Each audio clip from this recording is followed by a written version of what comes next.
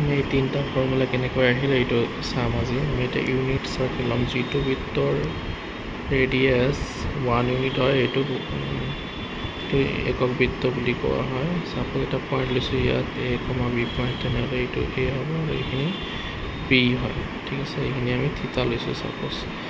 ইয়াৰ পৰা পাব পাৰোঁ যদি চাইন থিতা লিখোঁ আমি, চাইন থিতা কি হ'ব ইয়াত?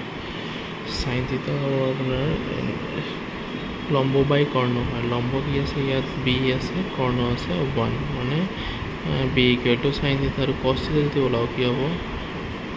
কছ থিতা হয় ভূমি বাই কৰ্ণ, মানে A বাই 1, মানে A ইকুৱেল টু কছ থিতা হয়।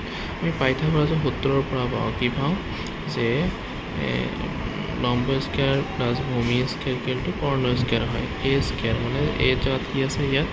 এতিয়া কছ থিতা আছে, তেনেহ'লে কছ স্কোৱাৰ থিতা প্লাছ কি হ'ব?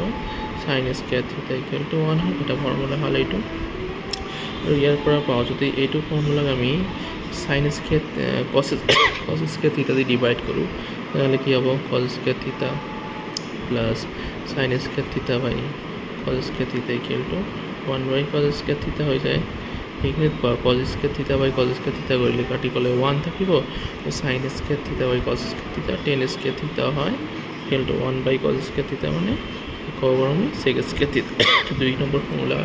আৰু এইটোকে যদি চাইন স্কোৱাৰ থিতা দি কিনে ডিভাইড কৰোঁ, তেতিয়া আহিব যে cos square theta plus sine square theta by যদি চাইন স্কোৱাৰ থিতা ডিভাইড কৰোঁ 1 বাই ইয়াত আহিব চাইন স্কোৱাৰ থিতা।